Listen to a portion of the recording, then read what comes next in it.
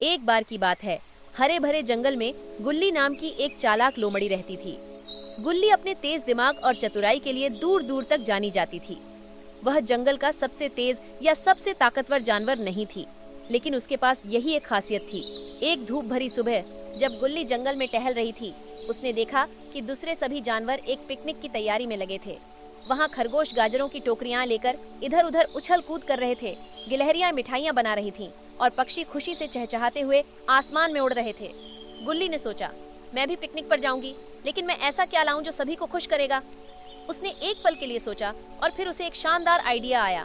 Felix जानती थी कि वह दूसरे जानवरों की तरह गाजर नहीं पकड़ सकती या अखरोट इकट्ठा नहीं कर सकती, लेकिन वह इससे भी बेहतर कुछ कर सकती थी कि वह उन्हें हरा सकती थी।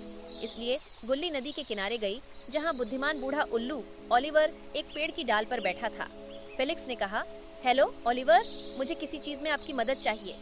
ओलिवर ने अपनी बुद्धिमान बूढ़ी आंखें झपकाईं और पूछा, गुल्ली, मैं तुम्हारे लिए क्या कर सकता हूँ?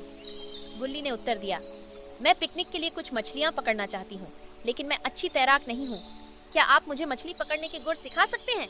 ओलिवर मुस्कुराया और गुल्ली को मछली पकड़ना सिखाने के लिए सहमत हो गया।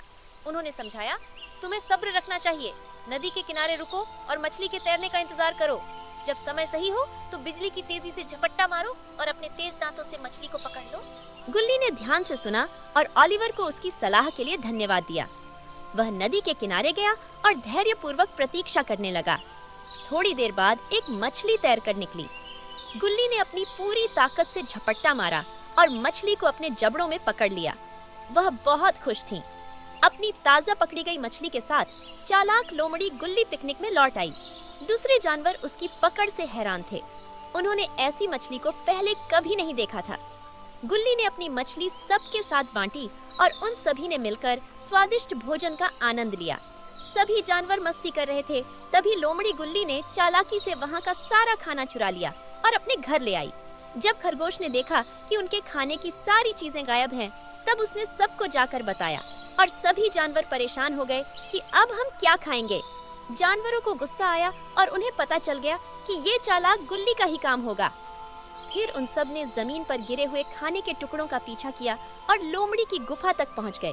उन्हें देखा कि चालाक गुल्ली मजे से खाना खा रही थी। तभी वहां बुद्धिमान उल्लू आया और उसने लोमड़ी से कहा कि तुम कभी भी किसी का अच्छा दोस्त नहीं बन पाओगी। तुम्हारी चालाकी की वजह से सब परेशान हो जाते हैं।